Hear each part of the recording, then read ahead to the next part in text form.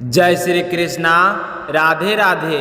आज आषाढ़ मास के शुक्ल पक्ष का मंगलवार है।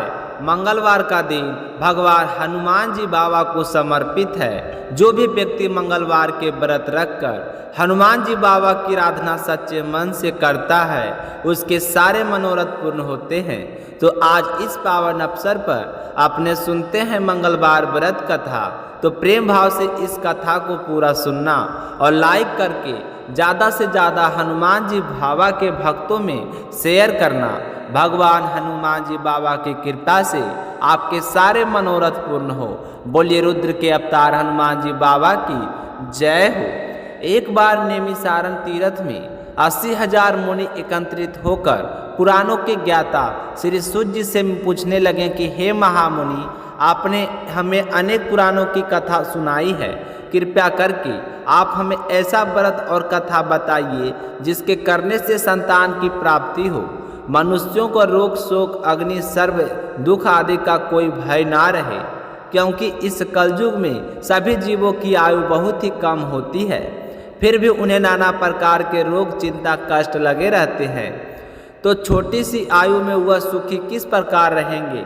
अगर सुखी ना रहे तो श्री हरि के चरणों में अपना ध्यान कैसे लगा सकेंगे? तो श्री सूत जी बोले कि हे मुनियों, आपने लोक कल्याण के लिए बहुत ही उत्तम बात पूछी है। एक बार युधिष्ठिर ने भगवान श्री कृष्ण से लोक कल्याण के लिए यही सवाल किए था।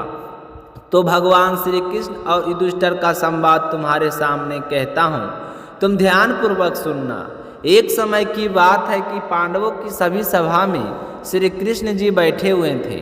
तब युधिष्ठिर ने भगवान श्री कृष्ण से सवाल किया कि हे प्रभु नंद नंदन गोविंद, आपने मेरे लिए अनेकों कथाएं सुनाई है, आज आप कृपया करके ऐसा व्रत या कथा सुनाएं जिसके करने से मनुष्य को रोग चिंता का भय समाप्त हो जाए और उसे पुत्र प्राप्ति हो। हे प्रभु, बिना पुत्र के जीवन व्यर्थ है। पुत्र के बिना मनुष्य नरक गामी होता है। पुत्र के बिना मनुष्य पितृ श्रीन से छुटकारा नहीं पा सकता है और ना ही उनका पुनंग नामक नरक से उद्धार हो सकता है। अतः पुत्रदायक व्रत बतलाइए। तो श्री कृष्ण भगवान बोले कि हे राजन, मैं आपको एक प्राचीन इतिहास कथा सुनाता हूँ, आप इसे ध्यान पूर्वक सुनना। कुंडलपुर नामक एक नगर था, उसमें नंदा नामक एक ब्राह्मण रहता था। भगवान की कृपा से उसके पास सब कुछ था, फिर भी वह बहुत ही दुखी रहता था। इसका कारण यह था कि ब्राह्मण के कोई संतान नहीं थी। ब्राह्मण की पत्नी का नाम सुनंदा था। वह पतिव्रता नारी थी और साथ ही हनुमान जी की परम भक्त थी। भक्ति पूर्वक श्री हनुमान जी की आराधना किया करती थी। वह मंगलवार के दिन व्रत रखती, हनुमान जी की पूजा पाठ करती, व्रत कथा सुनती और बड़े श्रद्धा भाव से मन में पूरे दिन हनुमान जी का स्मरण करती रहती।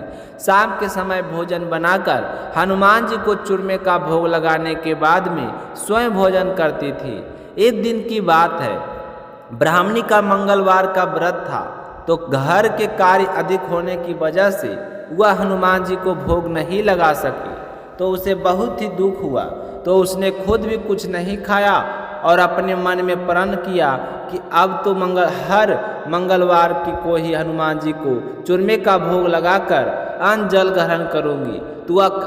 तो वह अपने संकल्प के अनुसार रोजाना घर का कार्य करती, प्रतिदिन भोजन बनाती, श्रद्धा पूर्वक पति की सेवा करती, भोजन करवाती, परंतु स्वयं भोजन नहीं करती और मन ही मन हनुमान जी की आराधना करती रहती। इस तरह 6 दिन बीत गए और ब्राह्मणी अपने निश्चय के अनुसार भूखी प्यासी और निराहार रही। जैसे ही 7वें दिन मंगलवार आया तो ब्राह्मणी सुनंदा प्रातःकाल बेहोश होकर जमीन पर गिर पड़े। तो ब्राह्मणी के इस पुण्य श्रद्धा भाव से हनुमान जी बहुत ही प्रसन्न और दर्शन देकर बोले कि सुनंदा, मैं तेरी भक्ति से बहुत ही प्रसन्न हूँ, तो उठ और वरदान मांग। तो सुनंदा अपने सामने अपने आराध्य देव हनुमान जी को देखकर बहुत ही प्रसन्न हुई और आनंद की अधिकता से बेहाल होकर हनुमान जी के चरणों में गिरकर बोली कि हे प्रभु, मेरे कोई संतान नहीं है, कृपया करके मुझे संतान प्राप्ति का आशीर्वाद दे, मुझे और कोई चीज़ की कमी नहीं है। तो हनुमान जी बोले कि जा बेटी, तेरी इच्छा पूर्ण होगी, तेरे एक कन्या जन्म लेगी।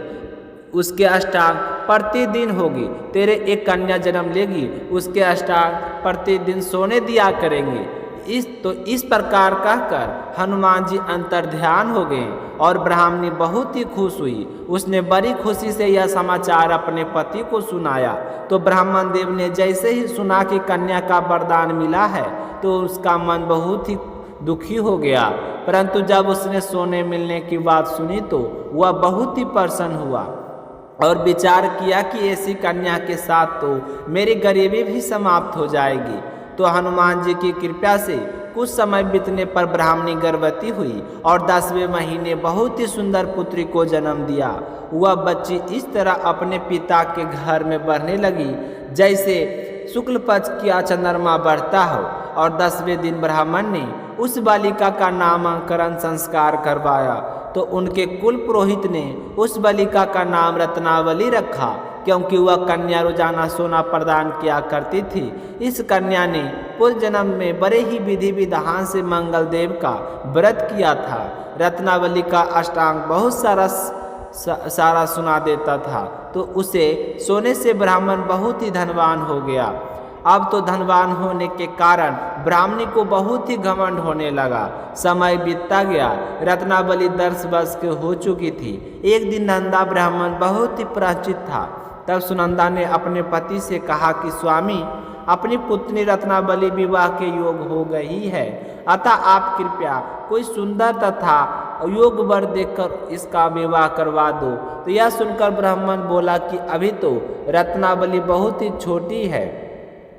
तब वह ब्राह्मण ने बोली कि शास्त्रों में बताया गया है कि कन्या का विवाह 8वें वर्ष में, गौरी 9वें वर्ष में और रोहिणी 10वें वर्ष में कन्या और इसके पश्चात रज्ज्वाला हो जाती है। गौरी का दान से पाताल लोक में प्राप्ति होती है, रोहिणी के दान से वैकुंठ लोक की प्राप्ति होती है, कन्या के दान से इंद्रलोक में सुखों की प्राप्ति होती है। अगर हे पति देव रज्ज्वाला का दान किया जाता है तो घोर नरक की प्राप्ति होती है। तो यह सुनकर ब्राह्मण बोला कि अभी तो रत्नावली मात्र 10 वर्ष की हुई है और मैंने तो 16-16 साल की लड़कियों का विवाह करवाया है, तो अभी क्या जल्दी है। तो उसकी पत्नी बोली कि आपको तो लगता है धन का लाभ हो गया है। शास्त्रों में कहा गया है कि माता पिता और बड़ा भाई रज्ज्वाला कन्या को देखते हैं तो वह अवश्य नरकगामी होते हैं। तो ब्राह्मणी की बात सुनकर ब्राह्मण कहने लगा कि चलो ठीक है, कल ही मैं अपने दूत को योग वर की तलाश में भेजूंगा। दूसरे दिन ब्राह्मण ने अपने दूत को बुलाया और आज्ञा दी कि जैसी सुंदर बेटी मेरी है वैसा ही सुंदर इसके लिए वर तलाश करके लाओ। तो दूत ने अपने स्वामी की आज्ञा पाकर लड़का देखने के लिए निकल पड़ा। ढूंढते ढूंढते हुआ पंपई नगर में जा पहुंचा। वहां पहुंचकर उसने एक सुंदर लड़के को देखा, तो उसने उसका नाम और उसके गोत्र पूछे तो वह लड़का ब्राह्मण परिवार से था, बहुत ही गुणवान था। उसका नाम था सोमेश्वर। तो दूत ने इस सुंदर व गुणगान ब्राह्मण के पुत्र के बारे में जानकर अपने स्वामी को आकर पूरा विवरण दिया। तो ब्राह्मण यह सुनकर बहुत ही खुश हुआ। उसे सोमेश्वर अपने जवाई के रूप में पसंद आ गया और फिर उसने शुभ मुहूर्त निकलवा कर अपनी बेटी का विवाह तय कर दिया। परंतु ब्राह्मण के मन में लोभ समाया था। उसने सोचा कि अपनी बेटी का विवाह तो कर दूंगा, पर विवाह के बाद रत्नावली तो अपने घर चली जाएगी और मुझे इसे जो सोना मिलता था वह मुझे नहीं मिलेगा। मेरे पास जो कुछ धन है वह तो इसके विवाह में खर्च हो जाएगा और कुछ बचेगा वह थोड़े ही दिनों में समाप्त हो जाएगा। तो मैंने तो इसका विवाह तय करके बहुत ही बड़ी भूल कर दी है। अब मुझे कोई ऐसा उपाय करना होगा कि रत्नावली मेरे घर पर ही रहे और ना ससुराल जाए और शादी भी हो जाए। तो लोभ रूपी राक्षस ब्राह्मण के दिमाग पर छाता जी ही छा रहा था। वह रात भर अपनी चारपाई पर करवट बदलता रहा। सोचते सोचते उसने एक बहुत ही निर्णय ले लिया। उसने विचार किया कि जब रत्नावली को लेकर उसका पति सोमेश्वर अपने घर के लिए जाएगा तो मैं मार्ग में छिपकर बैठ जाऊंगा और सोमेश्वर का वध कर दूंगा और अपनी लड़की को अपने घर ले आऊंगा और कह दूंगा कि बेटी होने को कौन टाल सकता है। तो इस तरह रत्नावली का विवाह भी हो जाएगा और वह ससुराल भी नहीं जाएगी और समाज में मुझे कोई दोष भी नहीं देगा कि मैंने अपनी बेटी का विवाह नहीं किया। बस ब्राह्मण ने तो यह पक्का निश्चय कर लिया कि कुछ दिन बाद शादी का दिन आ गया। सोमेश्वर बारात लेकर आया। अच्छी तरह से ब्राह्मण और ब्राह्मणी के अपनी बेटी रत्नावली के उसके साथ फेरे कर दिए। पूरे विधि विधान से रत्नावली का कन्यादान कर दिया। लेकिन ब्राह्मण नंदा महालोभ के वशीभूत होकर अपनी ही मति खो बैठा था। उसे पाप पुण्य के बारे में कोई भी विचार न रहा। उसने अपने भयानक और क्रूर निर्णय को अंजाम देने के लिए अपने दूत को मार्ग में भेज दिया और कहा कि जैसे ही मेरा जवाई वहाँ से गुजरे तो तुम उसका वध कर देना, ताकि रत्नावली से प्राप्त होने वाला सोना मुझे हमेशा मिलते रहे और मैं कभी भी गरीब ना हो।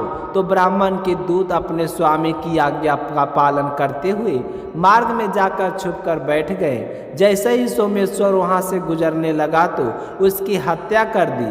अपने पति की हत्या हुई देखकर रत्नावली बुरी तरह से विलाप करने लगी। दूतों ने आकर ब्राह्मण को सारी बात बता दी तो समाचार पाकर ब्राह्मण नंदा उसी मार्ग में जा पहुँचा और रो रही अपनी बेटी को कहने लगा कि बेटी, मार्ग में लुटेरों ने तेरे पति का वध कर दिया है। भगवान की इच्छा के आगे किसी का कोई बस नहीं चलता। अब तू मेरे घर पर चल, वहीं पर रहकर अपना शेष जीवन व्यतीत करना। अब जो भाग्य में लिखा है वही होगा। तो अपने पति की अकाल मृत्यु से रत्नावली बहुत ही दुखी हो चुकी थी और करण रुदन करते हुए अपने पिता से बोली कि हे पिताजी, इस संसार में जिस स्त्री का पति नहीं है उसका जीना व्यर्थ है। मैं अपने पति के साथ ही अपने शरीर को जलाकर समाप्त कर दूंगी और सती होकर अपने इस जन्म और माता पिता के नाम तथा सास ससुर के यश को सार्थक करूंगी। तो ब्राह्मण नंदा अपनी पुत्री रत्नावली के वचनों को सुनकर बहुत ही दुखी हुआ और विचार करने लगा कि मैंने तो व्यर्थ ही जमवाई का वध करवाया और पाप अपने सर ले लिया। अब रत्नावली तो इसके पीछे अपने प्राण देने को तैयार है, तो मेरा तो दोनों तरफ से ही मरना हो गया है। अब ना तो धन मिलेगा और ना ही जवाई का वध से पाप से छुटकारा मिलेगा। यम की यातना भुगतनी पड़ेगी सो अलग। तो यह सोचकर वह ब्राह्मण बहुत ही दुखी होता जा रहा था। उधर सोमेश्वर की चिंता बनाई गई। रत्नावली सती होने की इच्छा से अपने पति का सर अपने गोद में रखकर चिंता में बैठ गई। जैसे ही सोमेश्वर की चिता की अग्नि जलाई गई वैसे ही वहाँ पर मंगलदेव प्रकट हो गए और बोले कि हे रत्नावली, मैं तेरी पति भक्ति से बहुत ही प्रसन्न हूँ, तो वरदान मांग। तो रत्नावली हाथ जोड़कर बोली कि हे मंगलदेव, मेरे पति को जीवन दान दे दो। तब मंगलदेव बोले कि रत्नावली, तेरा पति अजर अमर है, यह महान विद्वान भी होगा। इसके अतिरिक्त तेरी कोई और इच्छा हो तो मांग ले।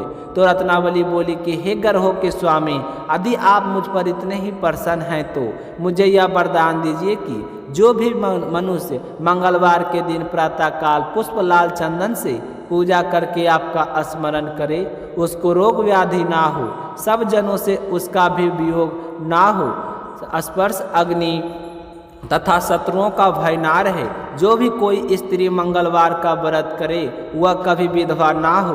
तो मंगलदेव तथास्तु कहकर अंतर ध्यान हो गए और उसी समय से मंगलदेव की कृपा से सोमेश्वर जिंदा हो गया और रत्नावली अपने पति को पुनः प्राप्त करके बहुत ही प्रसन्न हुई और मंगलदेव का व्रत प्रत्येक मंगलवार को करती और व्रत रखकर मंगलवार की व्रत कथा बड़े ही श्रद्धा भाव से सुनती। तो व्रत और पूजा पाठ के प्रभाव से इस लोक के सारे सुखों को भोगती हुई अंत में अपने पति के साथ स्वर्गलोक को गई। बोलिए हनुमान जी बाबा की जय हो। बोलिए हनुमान जी बाबा जन्म से ही भगवान श्री के अनन्य भक्त थे।